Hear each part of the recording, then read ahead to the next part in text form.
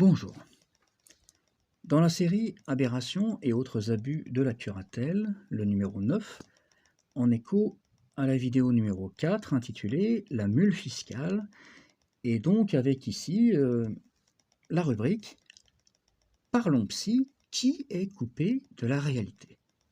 Et en l'occurrence, qui ne l'est pas. Puisque donc en ce numéro 9, on va s'intéresser à mon point de vue. Alors cette vidéo sera plus courte que les précédentes puisque la vidéo numéro 8 traite du point de vue de mes parents et que j'ai confronté avec mon point de vue déjà. Néanmoins, donc, je reprends ça ici, mon point de vue sur la question financière et notamment particulièrement fiscale. Donc il faut savoir qu'il y avait un différend entre mes parents sur la question de rente locative que mes parents revendiquaient et moi j'affirmais que ces rentes locatives me revenaient de plein droit. Il faut savoir que j'ai constitué un dossier de 50 pages qui prouve la réalité des faits. Donc il y a des photos, il y a des documents bancaires, fiscaux qui prouvent donc que mes parents me volaient mes rentes locatives sous les menaces, et pareillement sous les menaces, ils me forçaient à accepter que soient falsifiées mes déclarations fiscales, ce qui leur permettait donc de se servir de moi comme une mule fiscale, et au final donc de ne même pas payer d'impôts sur l'argent qu'ils me volaient. Donc c'est évidemment totalement contraire à la loi, ce qu'ils faisaient, mes parents, totalement contraire au droit, contraire à la morale.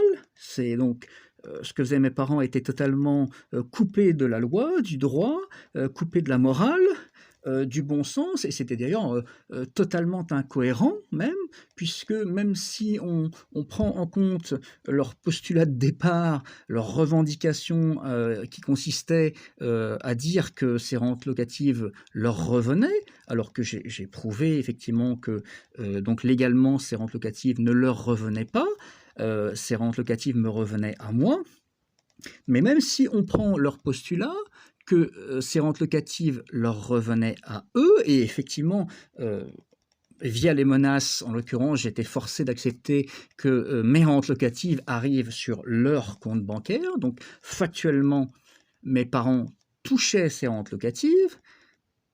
Si mes parents avaient été connectés, là aussi sur la question de la fiscalité à la réalité, eh bien, ils auraient dû, de fait, déclarer cet argent qui touchait, cet argent qui arrivait sur leur compte, ils auraient dû le déclarer sur leur feuille fiscale.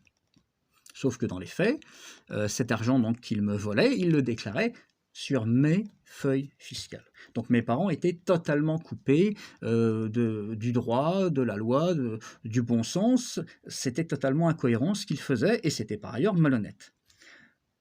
De mon côté, donc, j'ai prouvé par ce dossier donc de 50 pages de preuves, que donc ma position était du côté du droit, de la loi, et tout cela a donc même été jusque confirmé par le propre notaire de mes parents, ce qui est quand même assez important à signaler. Le propre notaire de mes parents, que j'ai eu l'occasion donc de rencontrer, confirmera que donc c'était bien mon point de vue qui était le bon, c'était donc bien ce que je disais qui était vrai, qui était la réalité du droit, de la loi, etc.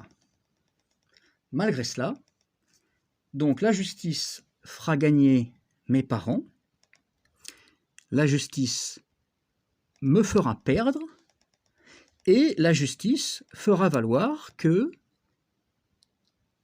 ce serait donc moi qui serais coupé de la réalité. Alors que les faits indiquent exactement le contraire. Et que, encore une fois, tout est prouvé dans un dossier de 50 pages de preuves, inclut des preuves financières et fiscales. Et c'est moi que l'on fait passer pour couper de la réalité. C'est absolument kafkaïen.